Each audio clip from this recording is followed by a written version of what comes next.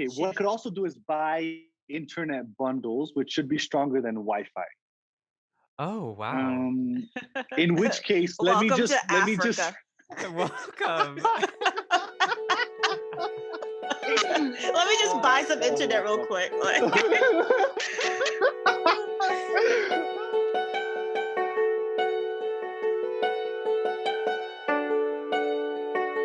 You're listening to 16 Artists, a conversation series with young creators finding their way in the world. My name is Raylan Yant, and in today's episode, I speak to filmmaker Jumai Yusuf and dance artist Javi Aranzales about the metaverse, Muslims in Hollywood, and the future-facing media collective Afro-bubblegum. If that sounds intriguing to you, then keep on listening. 16 Artists is presented in partnership with the Office for the Arts at Harvard. Jumai Yusuf is a filmmaker and current MFA student at the USC School of Cinematic Arts. She integrates her passion for genre filmmaking, which includes sci-fi, fantasy, and horror, with her aspiration to bring the stories and characters of underrepresented minorities to the screen. Javi Aranzales is a dance artist based in Nairobi, Kenya, who works to empower at-risk youth and bridge cultural gaps through dance and education. He has previously worked with young people from slum cities in Nairobi and refugee camps in Rwanda.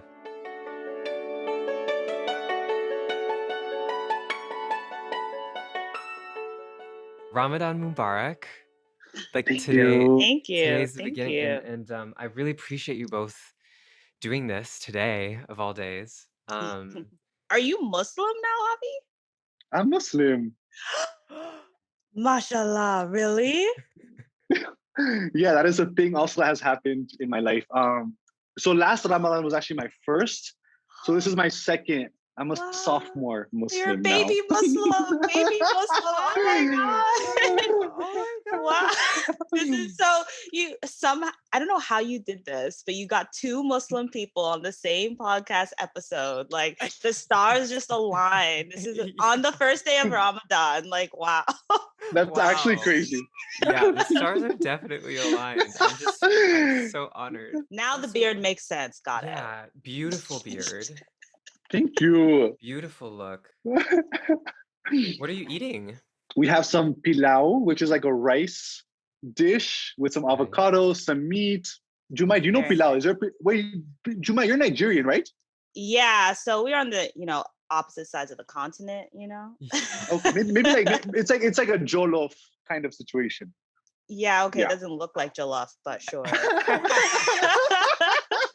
It Like, looks don't, good, smell do like it, not but go for sure. jollof.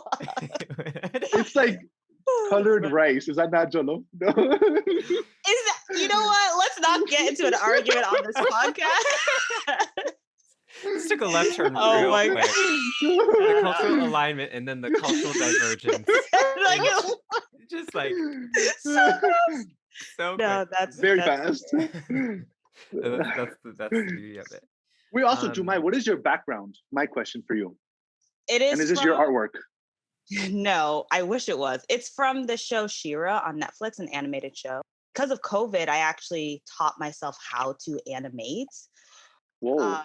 Which, yeah, big change. I'm Wow. literally- right now, next to me, I have a PC because I went all in on like the Wow. technology and all of that.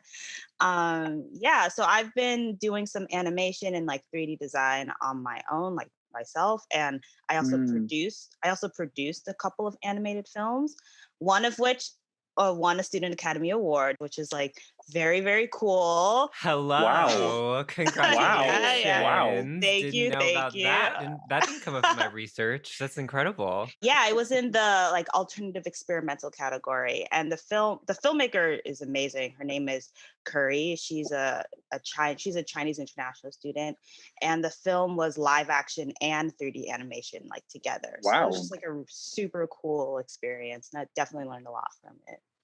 What's Wow, the title of this cool. project? Simulacra. Simulacra. Amazing. I was looking at I think is it Heart's Ease? Oh yeah. That's the first animated film that I animated. It's amazing. Yes, research. Yes, hello. Putting that degree to use. Because it's not being used anyway. No, just kidding. Yeah, we can talk about real technical question, things. real No. question. Yeah, Okay, that's a real. let's just take a moment to acknowledge we have 3 artists on the podcast who studied government, neurobiology, and environmental science and public policy. Shout out. That's the liberal arts education right there. Arts and liberal arts. For sure, for sure. Do you want to talk a bit about what that piece was about and the inspiration for it? Yeah, so Heartsease was actually made during a competition. It was called the Real Time Shorts Challenge. It was a 30-day competition run by this guy named John McInnes. And me and my classmate and creative partner and everything, Alexa, we decided to work together on this film. So we co-directed it. And it was basically like, okay, this is how we're going to teach ourselves how to use this software. Because we made that film using Unreal Engine, which is made by Epic Games, the people who make Fortnite. And basically, you use Unreal Engine to make video games, but it's kind of gotten a lot of press and stuff because things like The Mandalorian use it for virtual production, which is basically when you take like green screens, instead of using green screen, you use LED walls. And so you can pull up an environment in this video game engine and kind of shoot everything together in camera, which is just really cool. And especially with COVID, where maybe you don't have the ability to go on location, you could do something like this instead. So a lot of like filmmakers have been trying to learn it now. So when Unreal Engine 5 comes out, like we are prepared to harness all this power, basically. So, Jumai, so you also play video games, right? I do, but so I'm a full on nerd, but video gaming is like my lowest power, like in terms of my nerdiness. So like I play video games, but I'm not like the best at them, and I don't like play them as much. Okay. Well, I'm curious about since you're using this software, you're experimenting with animation. Where do you see the relationship between film and video games going? Well, I mean, I'm very much like I guess a futurist, they might call it. So I'm all about the metaverse and like VR and AR, and basically that we might reach a point where like film will be as interactive as video games, and video games are already basically as cinematic as big blockbuster films, right? They are. Yeah, so I definitely see a future where these things are really kind of becoming very similar, almost indistinguishable. The technology is becoming almost as affordable as like when people say, oh, go shoot a film on your iPhone. Like animation is kind of going on that trajectory because Unreal Engine is a free software. And another software I use to create characters called Daz is also free. So in some ways, me learning how to animate was cheaper than me going out and trying to make like a super high production value film on my own. While we're on the topic of the metaverse, I'm curious about how your relationship to social media has evolved and where you see that going. Especially as a Latino in East Africa, there's a lot of stuff that you just like, a lot of barriers that I'm kind of jumping through daily, which is one of the things that I love. And going back to that thing of, are we using our degrees? That's something my family asks me all. They're like, okay, so like, because I was at Microsoft for a while where I was doing marketing before moving to Nairobi. And that's a little bit more in line of what you think of outside of Harvard. You're like, okay, you're at a tech company, great. You have a marketing position, great. So, it was a 2-year program, but I left after 1 year because I was like, no, I want to be in Nairobi. Like, this is where I want to be, because I had done an internship here before going to Microsoft. And so in the whole content creation thing, like there's a whole relationship with especially comments and just how to maintain your mental health and how to just kind of do things like, you're putting yourself out there, you're putting your message out there. but of course you're going to face all these different barriers. So yeah, that's a whole conversation, but it's, as long as you're doing it positively and like you know how to stay balanced, it's incredibly powerful. Yeah. Do you feel like your government degree is helping you be diplomatic and Thank strategic? you. So that's the thing. Like I would say every day I do international relations, because in a way, this is okay. There is an embassy, of course, of the US, of Colombia here in Nairobi. In terms of those two identities, I am Colombian. I'm born in Colombia, but I, through naturalization, became an American citizen.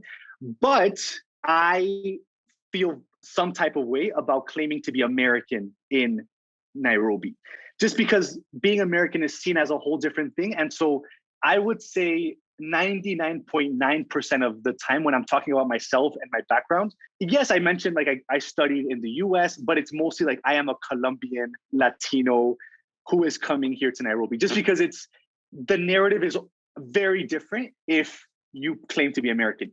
It's every single day I do international relations. And so that I remind myself like, okay, your degree, you are using it, because I mean, I speak Swahili every single day. I'm studying Somali, which is the language of Somalia. So I am still embedded, even if it's on a whole different level of dancing and making funny videos to kind of bridge these cultural gaps. Every single day, I'm kind of, in my own little way, I am like a Colombian ambassador to East Africa, kind of. You are definitely that, I think in a very real Wow. way, not Yes. just to you. I think that's one of the big lessons that we're learning in this decade with the way digitalization has changed global cultural flows, that like international relations as thought of through a policy framework, like we're realizing is only one layer.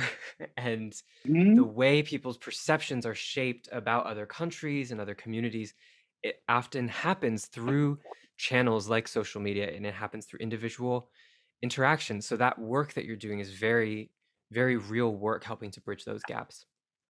Thank you, Yeah. thank you, thank you. I'm gonna attempt to connect this to the metaverse. So something I've been reflecting on is I think we are exiting the information age and entering the attention age. So the main currency that matters now is not information, because everyone can have access to information, it's attention. So how do you cut through the noise of all the information that the internet provides, and how do you hold people's attention? And this has very dangerous consequences. Like if you look at the Trump's presidency, I think so much of that had to do with his ability to hold people's attention. And what's rewarded on these platforms is extremism in any sort of way, whether that's just having a very fiery opinion about something versus having a nuanced and layered one. The fiery one is going to get upped. And so it's changing how we relate to each other. But I think what happens for the individual is we have to end up navigating all of these pressures and these pulls on our attention. So Juma, in your case, like deciding to hold off from watching TikTok and sort of maybe keep some of your own sanity and perspective, Yeah. or whether that's Javi, like dancing between these different cultural perceptions to create connections, um, on that communal level, on that cultural level, but then maybe also on that individual level. In college, a big thing that I was exploring was dance as a form of, and it's so, I'm literally this is beautiful. I love that this is happening. This used to be a tagline that was like on just in my head the whole time, and now I've even forgotten the tagline because I haven't thought about it in so long. That is great. That is so It's like beautiful. dance as social change. I think that's what it was. Yes. I love that happened, but that's what I was so in that bubble of, okay, dance as a form of going into an impoverished community, whether it's in my own country of Colombia or in Miami, like just anywhere in the Philippines, we traveled to, we even taught in China. Like there was a lot of different projects that I did in college. That's something that I was very naturally passionate about. And so that brought me to Nairobi actually for the first time.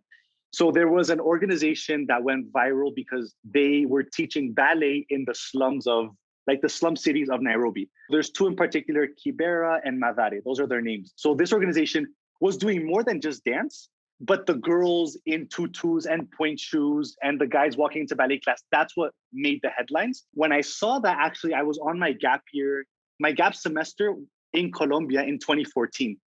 So I saw that and I was like, I want to go there. Started studying Swahili. And so eventually came here, loved it. That was a summer internship. But then I had this contract at Microsoft. So then I was at this crossroads of, okay, go to Microsoft. I had interned at Google the summer before. So but I had never done anything really. Everything in my path was kind of nonprofit and government related. So I was thinking, okay, I know what Nairobi holds for me. I know what this organization feels like. I know what the city feels like, but I know nothing about Seattle and nothing about marketing at Microsoft.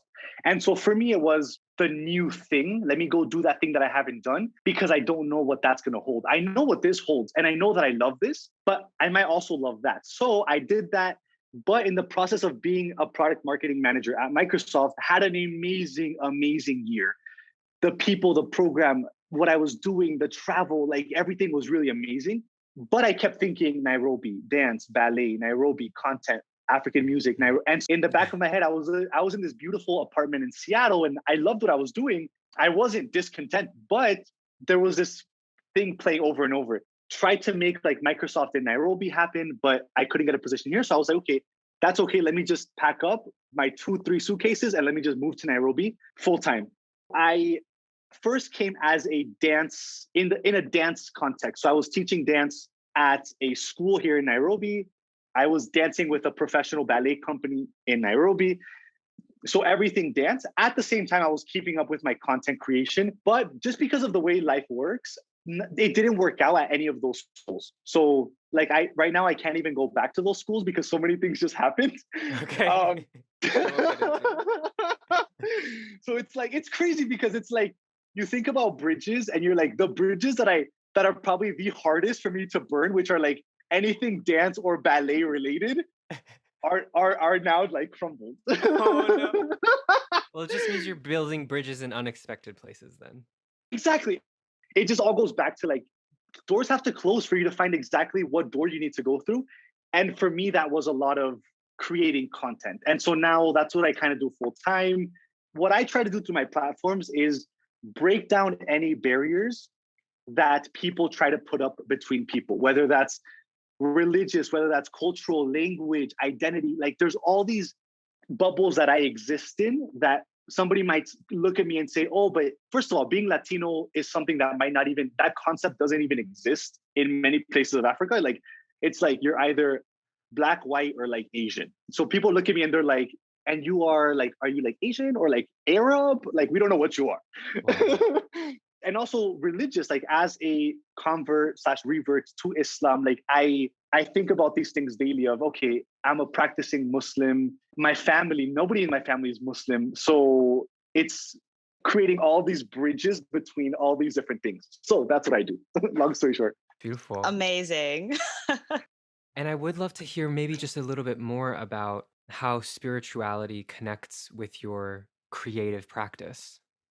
Okay, spirituality is everything. My religion is everything to me, alhamdulillah. Like it's just something where growing up like Christian Catholic, like we grew up with God as a figure in our lives. And that was always something I even found like going through. So I was in Miami over winter break and I was cleaning out some of my things and I found my high school graduation cap. And after graduation, I wrote on this cap, like this like gratitude letter to like myself and God. But it was very much addressed to God, like, thank you, God, for all these opportunities and the doors you've opened. So it's always been a big part of my life, but just now it's like, how do you choose to express that? Now, like, how does it connect to creativity? For me, one thing is, in a way, Islam has allowed me to connect more on a cultural level, where if somebody sees me as just walking around in Nairobi, they'll be like, okay, foreigner. But then the moment I open my mouth and speak Swahili, that lessens. Now, the moment I'm walking around like in a kanzu, like the Muslim like thobe thing, I immediately blur all those barriers. And people now, even though even my skin color, people say, oh, he's just from the coast of Kenya, like he's like Arab or something. Wow. And so in a way, it has allowed me to feel more included and feel more, because it's not about color anymore or about like where you're from. Like through this religion, like you're all part of one community. So at least for me, it's allowed me to connect with people on a more personal level, whether that's personal or professional or creative, because now it's something that just makes you one. I just want to say that your story and your convert revert story and everything is so inspiring. And Thank you. that's so amazing. That's so amazing to hear. And I guess it's even making me think about like how Islam has influenced me in my creative path as well. Because one thing is, for some reason, I feel like the Islamic community has always been the most supportive in terms of financially in my life. Like, for example, I didn't, get scholarships from the university when I was going to grad school, but the one place that gave me a scholarship was the Islamic Scholarship Fund, which has like specific like division for people who are going into film. So I was like, wow, there are people who like want more Muslims to be in filmmaking, you know what I mean? And that was a really inspiring thing just when I was started going to film school. And now I have this amazing mentor through ISF, as it's called. And I'm like slowly starting to, meet more Muslim people like in Hollywood, in entertainment. And the most recent thing that came out of all of that was there's a fellowship that I just got accepted into that is specifically for Black Muslim like television writers. So that was really cool because I was like, first of all, how many? Congratulations. Thank you. I was like, how many people are applying to this? I was like, honestly, I was the most excited to potentially meet other Black Muslims who are interested in Hollywood. That's So, amazing, actually. Like that's so beautifully niche. I love that. know.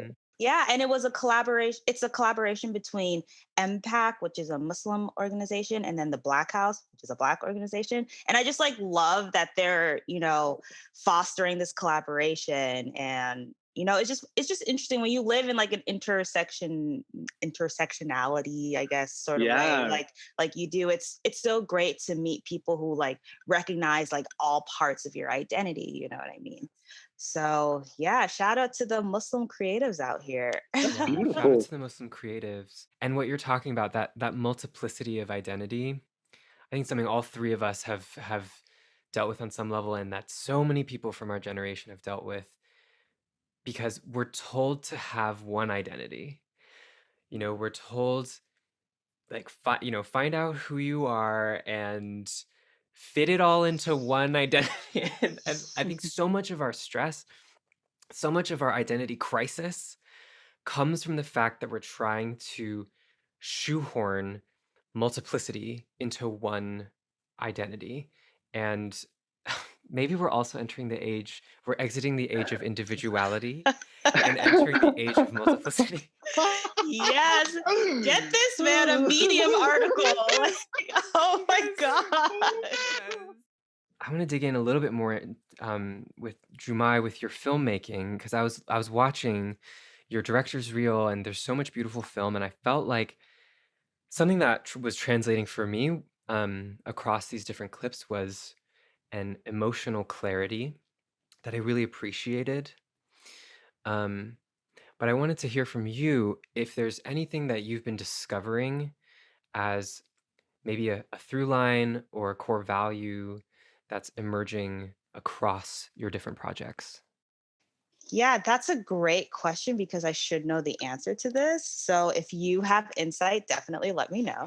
But no. But I appreciate that. I mean, well, one thing that has, kind of, I guess, organized my filmmaking is the fact that I consider myself a genre filmmaker, which means that I'm into fantasy, sci-fi, horror, and I guess you could include animation in that, since I feel like people almost consider that its own genre. So those are the type of stories that I'm drawn to and really almost exclusively tell. And even if the story isn't in that genre, I feel like sometimes like I add a thriller aspect or like a horror aspect, like in the visuals or something like that. So basically, I just love the fact that with storytelling, you can kind of create a whole new world. You know what I mean? Just reminds me of like suburban younger Jumai who would just like read Harry Potter and fantasy books and like pretend I like lived on like a different plane of reality. So just trying to make that now in filmmaking. And another like, I guess through line is that, you know, I like to tell stories that are about people of color and minorities, especially Black women, as I slowly realized that I almost exclusively had Black female protagonists. And I actually had to force myself to expand to, you know, prove that I can work with like a white male actor, for example. But that's definitely something that I also focus on. And I just think it's really important to put like Black people and other people of color into these genres that I mentioned, because you don't really see that a lot, right? And I mean, I don't know if you've probably heard the term Afrofuturism, especially with when Black Panther came out. And I guess that is a word you could use to describe the type of films that I like to make. Afrofuturism is interesting because I feel like at a basic level, it's just like we are telling these speculative stories to kind of prove that Black people will exist in the future. You know what I mean? And it's like, if you don't see, you know, different types of people in these like futuristic stories, how do you even like imagine to like put yourself there, right? Like, how do you imagine yourself as somebody who can be in space, who can live on Mars, that kind of thing? So I feel like in a nutshell, or like that's like the ultimate thing I'm kind of going towards. And even like the Black Muslim like television pilot that I wrote is a very like Afrofuturistic space, very Sailor Moon-y type story that features like a Black Muslim like teenage girl. So it's like, you know, another example of just trying to put people into these genres that we don't usually see there. But yeah, I just ramble. I don't know if that answered the question at all. But those are things. Enamored. Okay. That's so inspiring. And I have one thing to add to that real quick. So I think especially in the context of whether it's like the African context or the people of color context, there's this idea of social change. Like, oh, let me make a person of color film and it's all about social change. It's all about like an impoverished community. And there's a beautiful genre, but it's kind of an idea that was born here in Nairobi that's called Afro-bubblegum. So it's a group of creatives and they went on to do festivals, but their whole thing is creating Black/people of color art for the joy of the art. Like, we're not going to have a social message. Like, we're not going to talk about, you know, we're going to help build this community up. Like, no, this is going to be a whole movie, a whole festival, all about Black joy, all about African joy, all about people of color joy. Like, there has to be no motive to us creating art as people of color that always has to draw back to social change or to development. Like, we can just create art for the sake of art and for the enjoyment of it, which is so beautiful because it doesn't always have to tie back to like, oh, if I'm going to make a film, let me tie in some deep social issue. Although, of course, art is incredibly powerful to portray social messages, but there's also something to be said for the freedom of it doesn't always have to be tied to a social message, because we exist as we are without tying to any other social messaging, just for the joy of our existence. So anybody listening to this, like, Afro-bubblegum is a beautiful, just like for the joy of art.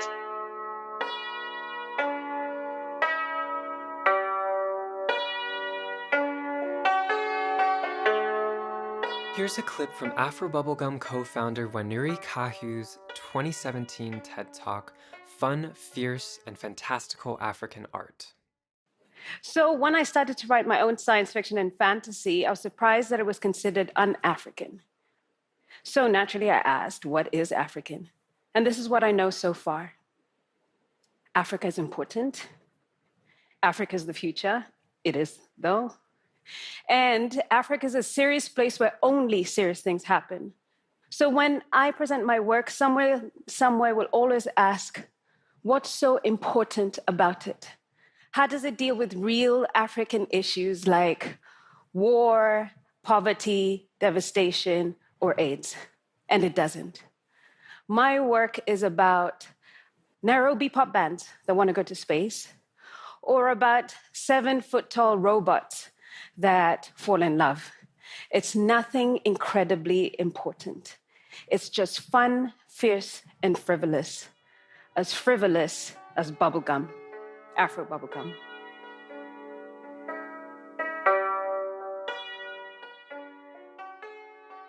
I definitely struggled with that as a young artist, even when I remember like freshman year, just like starting to do theater and joining Black cast and things like that, because I was just this huge like nerd, as I mentioned, and especially with sci-fi and things like that. And I was like, well, but these are the stories I want to tell. And I was like, but people look at me and see a Black person. So they're like, you need to have some type of deeper message. And at first I really tried to resist that. And I was like, no, like, I don't want to do what you guys say. Like, I just want to make a cool story about like a robot.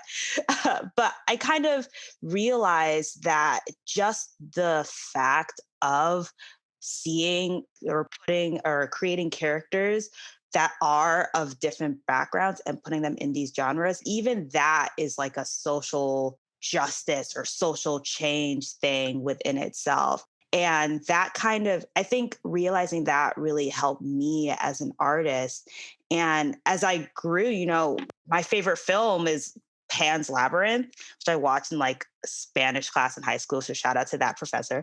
But it was just so crazy to me how you could combine like something that looks like a fairy tale with like a war. You know what I mean? And that's the type of stuff that I think really inspires me. It's like, okay, let's make this cool, like big budget, big genre movie, but then you can kind of slip in that social justice-y, that social change, that message, that like bitter pill in it when people, when people aren't expecting it. So that's kind of like the method I take, I feel like, when it comes to being a Black creative and using art in a social, as a method for social change.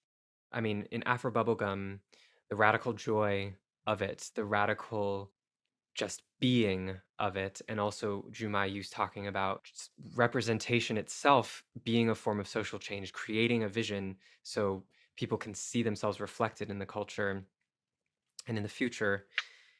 It's like it's almost about it rather than pushing the existing paradigm in a direction, it's just creating a center of gravity somewhere else that then draws people over or expands that world a bit. And it's like change through being instead of change through doing.